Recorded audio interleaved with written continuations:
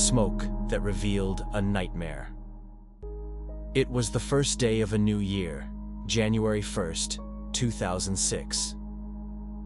While most families were soaking in the post-holiday calm, one family in Richmond, Virginia, had planned something more festive: a cozy New Year's Day lunch gathering with friends.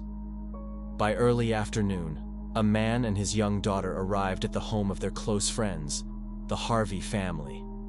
The door, as expected on party days, was unlocked. The Harveys were known to keep it that way. They lived in a safe, welcoming neighborhood in Woodland Heights, where locking your front door on such occasions wasn't tradition. Guests were always welcome. But as they stepped inside, something was off. Instead of laughter and the smell of baked goods, they were met with a thick cloud of smoke. There were no greetings, no sounds of children playing, just silence and smoke. Alarmed, the man rushed out, called for help, and within minutes, firefighters and emergency responders arrived on the scene. As the smoke cleared and the flames were put out, the horror began to unfold. This wasn't just a house fire. Inside the home were the bodies of 49-year-old Bryan Harvey, his 39-year-old wife Kathryn, and their two daughters, 9-year-old Stella and 4-year-old Ruby. All four had been bound, stabbed, and left to die. The fire had been intentionally set, not to destroy the house, but to cover up what had happened inside.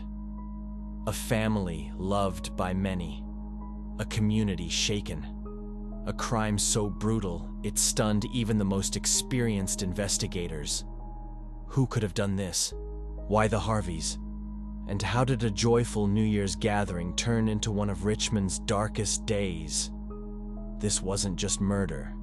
This was something else. Something colder, more calculated. A haunting story was about to unfold. One that would not only terrify a city, but also reveal the terrifying randomness of evil. A family of light and legacy. Before their names made headlines for reasons too horrific to imagine, the Harveys were known in Richmond as a family of warmth, creativity, and connection. Bryan Harvey wasn't just any dad. In the 1980s, he'd been part of the underground music scene as the frontman of the indie rock duo House of Freaks. You think with this business of West Germany and East Germany getting back together that Virginia and West Virginia have a chance? Yeah, and both Carolinas too, and then this should be just Dakota. His voice carried both soul and grit, and his lyrics explored everything from Southern identity to human vulnerability. After the band went quiet, Bryan's life became quieter too, but his impact lingered.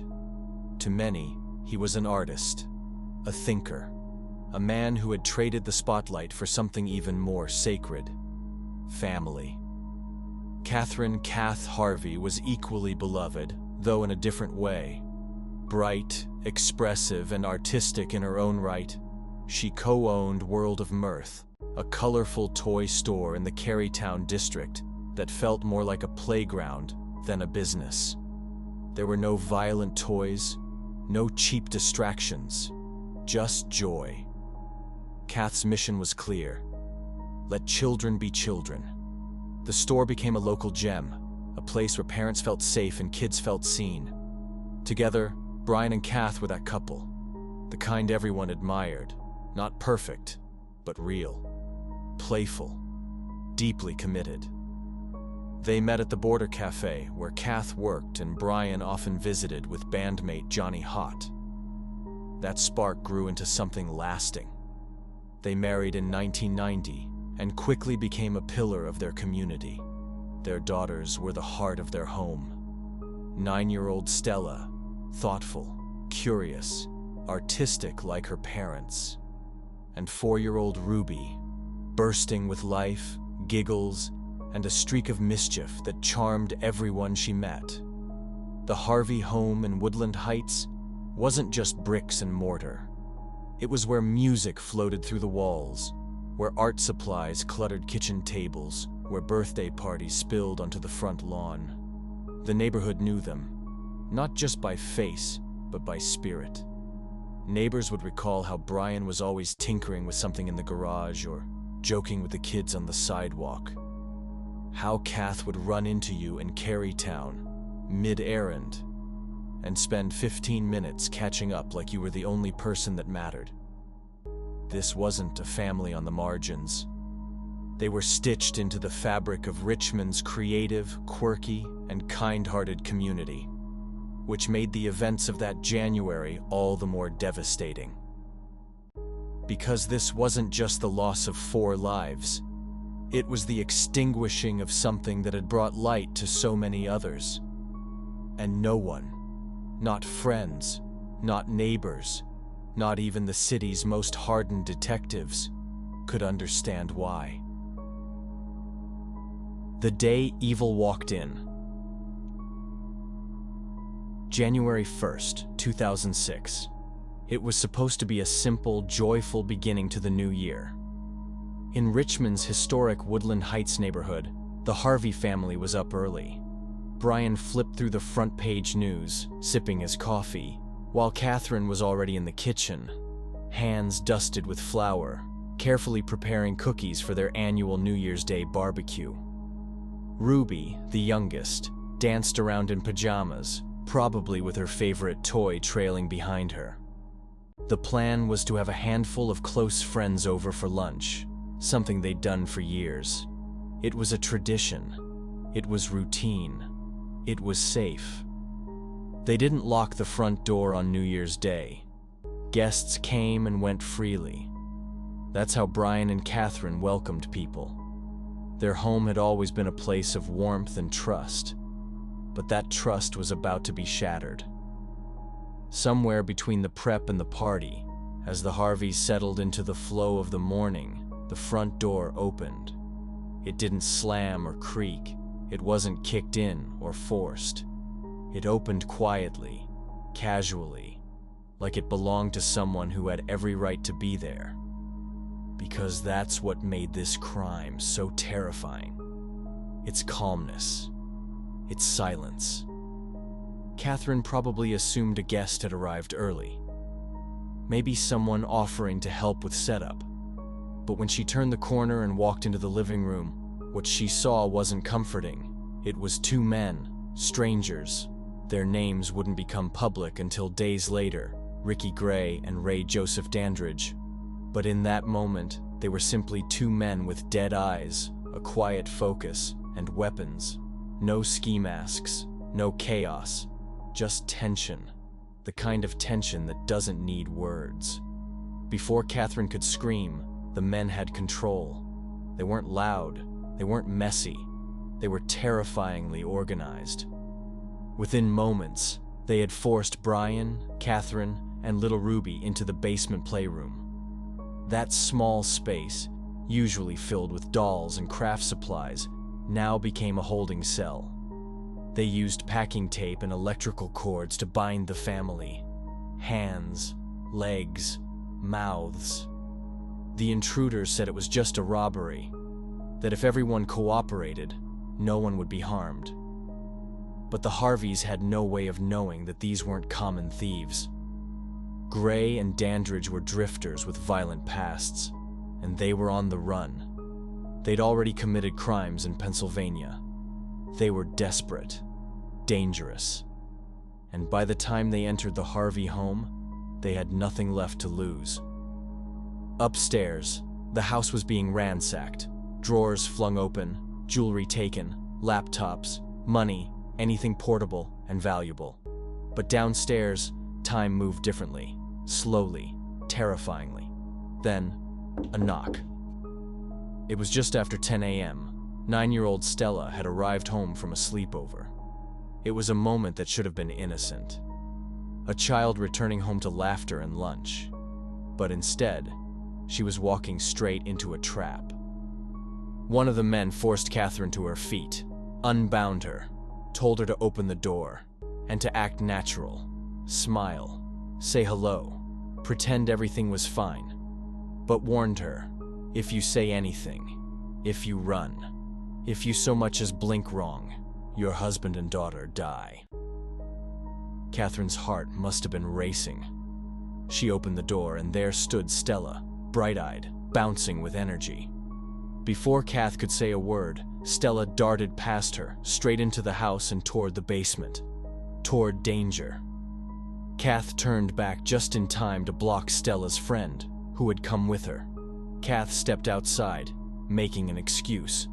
"I'm not feeling well," she told the girl's mother, trying to mask the panic in her voice. The mother, Kieran Perkins, sensed something was off. Kath didn't look right. Her face was pale, her tone was flat, and then, a signal. Kath gestured with her hand to the side of her head, a silent motion mimicking a gun. Kieran was confused, unsure, but before she could act, the moment passed. Kath ushered them away and shut the door. That was the last time anyone saw her alive. Down in the basement, all 4 family members were now prisoners, tied, silenced, helpless. The men upstairs weren't rushing anymore. They were planning. And as they tore through the Harveys' belongings, they made a decision. No one could be left behind. The crime unfolds. Down in the basement of the Harvey home, time had nearly frozen. Bryan, Kathryn, 9-year-old Stella, and 4-year-old Ruby were huddled together, bound with tape, legs crossed, unable to move or cry out. What began as a quiet New Year's morning had turned into a silent nightmare. The 2 intruders, Ricky Gray and Ray Dandridge, had torn through the house, stuffing stolen goods into bags, jewelry, electronics, anything of quick value. But despite what they said earlier about just robbing the place, it was becoming painfully clear. This wasn't just about theft. They weren't just thieves. They were predators. And the Harveys, this kind, soft-spoken family, were now at their mercy. Gray, the more violent of the 2, had a history of unimaginable cruelty, a past riddled with abuse, drugs, and escalating aggression. Dandridge, his nephew, followed along. Quiet, enabling, deadly in his silence. Whatever sense of humanity they may have once had was long gone. By the time the basement door closed behind them, the Harvey family's fate had already been decided. What happened next will never be fully known in detail, but the aftermath told enough. The 2 men descended into the basement with weapons in hand. What followed was a brutal, calculated execution. Bryan, the once celebrated indie musician and devoted father, was stabbed multiple times and struck in the head. Kathryn suffered the same. She tried to remain calm even as chaos swirled around her. She tried, like any mother would, to shield her children, then Ruby, just 4 years old. And finally, Stella. Stella was stabbed in the back of the neck, and Ruby was cut across the throat. These weren't acts of desperation. They were acts of evil, calculated, cold, and without mercy. The children were reportedly forced to watch as their parents were killed. Then, they too were silenced. The killers didn't just take their lives, they tried to take their identities by burning the house. As if fire could erase what they had done, they poured accelerant throughout the home. Gasoline, maybe lighter fluid. They lit matches, started flames, and walked away, thinking the fire would destroy the evidence. But evil is rarely that clean. What they didn't count on was timing and community. At around 1:30 p.m., just hours after the murders, a friend of the Harveys arrived for the New Year's party. When he stepped inside, the smoke hit him first. It wasn't the smell of burning food or a fireplace. It was acrid, chemical, wrong. His call to 911 brought first responders within minutes. The hunt begins. Firefighters entered the home and quickly extinguished the blaze, but what they discovered inside would haunt them. 4 bodies, tied, burned, beaten. Not victims of a fire, victims of something far worse. The basement, once a place of family play, had become a graveyard. And this crime wasn't just horrifying in its brutality. It was shocking in its randomness. The Harveys had no known enemies, no secrets. They were chosen, it seems, simply because their door was unlocked. Detectives were rattled. The Richmond Police Department had seen violence before. But this was different. It was surgical, senseless, cruel. The coroner's reports would confirm it all. Multiple stab wounds, blunt force trauma, signs of prolonged suffering. The fire had failed to cover the evidence, and now, the hunt for the killers had begun. Back at the crime scene, investigators worked around the clock. Forensics teams collected everything: shoe prints, partial fingerprints, traces of DNA. Local officers went door to door, asking neighbors for anything they might have seen. But no one had seen much. The killers had entered quietly and left just as silently. As news broke across Richmond, shock turned to fear. Who would do this? And could they do it again? The answer would come soon, and it would be even more chilling than anyone expected. Because this wasn't the only family Gray and Dandridge had targeted, and the Harveys were just the beginning. As firefighters emerged from the Harvey home on January 1st, 2006, faces covered in ash, eyes wide with disbelief, it was clear. This was no accident. This wasn't a fire that had gone wrong. It was the deliberate, calculated murder of a family. And Richmond had just lost its innocence. The crime scene was secured immediately. Police tapes stretched across the block. Neighbors whispered in hushed horror. What had started as a house fire was now a full-blown homicide investigation. And not just any homicide. A quadruple murder, including 2 children, in the middle of a peaceful neighborhood on New Year's Day. Inside the house, the evidence was devastating. Investigators found packing tape, electrical cords, gasoline residue, and most disturbingly, clear signs of blunt force trauma and stab wounds. The fire had failed to fully destroy the bodies or the house, and that failure gave detectives a chance. They began piecing together every clue. Downstairs, the soot-covered basement told the full story. Bryan, Kathryn, Stella, and Ruby had been murdered before the fire. Their bindings were still visible. The positioning of the bodies suggested they were kept together. It looked systematic. And there was something else. Boot prints in the ash. Investigators photographed and cast the prints, hoping for a match. Partial fingerprints were lifted from several surfaces. Despite the destruction caused by the fire, the killers had left traces. They were sloppy, even if their violence was deliberate. But who could do something like this? Detectives canvassed the neighborhood. Dozens were interviewed. Did anyone see something unusual that morning? A strange car? Suspicious people? That's when a friend of the Harveys recalled a subtle but strange interaction. Kathryn had opened the door shortly before the fire. She didn't look herself. She'd acted nervous. She'd gestured toward her head in a strange way, like signaling for help. A timeline was forming. They were alive in the morning, dead by early afternoon, and whoever had done it was gone.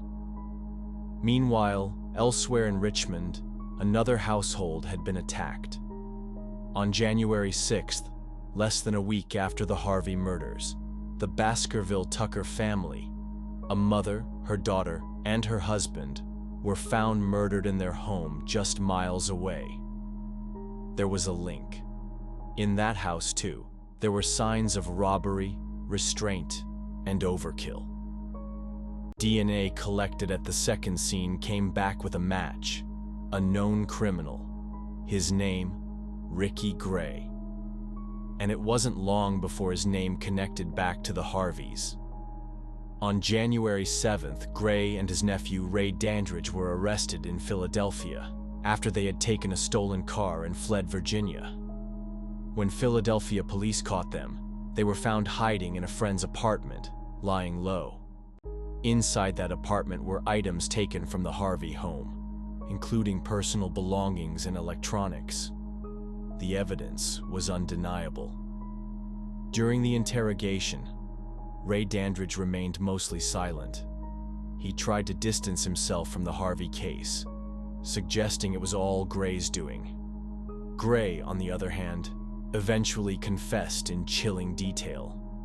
He admitted to entering the Harvey home, binding the family, and killing all 4 members. He even described how Ruby, just 4 years old, wouldn't stop crying. The coldness in his tone was haunting. But Gray's confession gave police everything they needed. Within 2 weeks of the murders, charges were filed. The city of Richmond breathed a strange, shaken sigh of relief. The monsters had been caught. But the pain was far from over. This wasn't just about catching the killers. This was about making sense of why it happened at all. Because Bryan, Kathryn, Stella, and Ruby had done nothing to invite such violence into their lives. And the men who ended their lives hadn't even known them. It was random, meaningless, brutal. A community would never forget their names. The trial and the aftermath. With Ricky Gray and Ray Dandridge in custody, Richmond could finally take a breath, but not without the weight of unbearable grief. The Harvey murders weren't just another tragedy. They had shaken the soul of the city. The case moved swiftly. In early 2006, both men were extradited from Philadelphia to Virginia, where prosecutors prepared to seek justice for 4 innocent lives, especially for the 2 children whose futures had been so violently erased. The state announced it would pursue the death penalty against Ricky Gray, the man who had not only confessed to the murders, but described them in chilling, remorseless detail. Gray's trial revealed what investigators already suspected. He was the driving force behind the crime. According to testimony and forensic reports, Gray had entered the Harvey home armed, determined, and emotionally vacant. He had done it before, murdering his wife, Treva Terrell, just months earlier. He had also attacked others in Pennsylvania before fleeing to Virginia. Prosecutors presented the timeline, evidence, and DNA matches. Gray's own words were used against him, particularly his casual explanation for why the Harveys were chosen. The door was open. In court, family members wept silently as the crime scene photos were displayed. Jurors looked away. Even seasoned courtroom personnel had to pause. But the defense team painted a different picture, not to excuse Gray's actions, but to explain them. They spoke of his abusive childhood, his years of drug addiction, and the alleged physical and sexual abuse he had endured as a child. Psychologists testified that Gray had long suffered from severe trauma and possible brain damage from prolonged drug use, particularly PCP. Still, the jury wasn't convinced that these explanations could outweigh the horror of the crime. In August 2006, Ricky Gray was found guilty on 5 counts of capital murder for the killings of Bryan, Kathryn, Stella, and Ruby Harvey. The judge sentenced him to death. Ray Dandridge, on the other hand, struck a plea deal to avoid the death penalty. In exchange for testifying about the other murders he and Gray had committed, he was sentenced to life in prison without the possibility of parole. But even as justice moved forward, the emotional toll remained staggering. The city of Richmond mourned not just a family, but a symbol of everything good and hopeful. Bryan Harvey, a man who once wrote soulful, introspective lyrics, had become an icon of the local music scene. His legacy was celebrated in candlelight vigils and tribute concerts. Kathryn, the creative force behind the beloved toy store World of Mirth, was remembered for her laughter, her kindness, and her refusal to let violence or weapons into the space she built for children. Stella, just 9, was described as bright, sensitive, and wise beyond her years. And Ruby, the youngest, was a burst of joy. A little girl with a huge personality taken far too soon. In the months that followed, memorials sprang up across the city. Neighbors decorated the Harveys' front steps with flowers, stuffed animals, and handwritten notes. Richmond wasn't just grieving, it was searching for meaning. Because what made this crime so horrifying was its senselessness. The Harveys weren't targeted. They weren't involved in any criminal disputes. They were randomly chosen, simply because their door was open. And for many, that single fact became unbearable. Could this happen to anyone? Could kindness itself be a risk? Local leaders emphasized community healing. Artists hosted benefit events. Friends created scholarship funds and children's programs in memory of Stella and Ruby. Years later, Ricky Gray's legal team filed appeals, arguing that his trial had failed to consider the full depth of his mental illness and abuse history. But in 2017, those appeals ended. On January 18, 2017, after 11 years on death row, Ricky Gray was executed by lethal injection at the Greensville Correctional Center in Jarrett, Virginia. His final words were not widely publicized, but for the families of his victims, it was the closing of a horrific chapter. Even so, closure doesn't always mean peace. To this day, their story reminds us of something difficult but necessary. Evil is real, but so is grace. So if there's anything to take from this tragedy, it's this. Lock your doors, yes, but never lock your heart. Keep loving. Keep watching out for each other. And never forget those who brought light, even in the face of unspeakable darkness. This was the story of the Harvey family. May they always be remembered for how they lived, not for how their lives were stolen.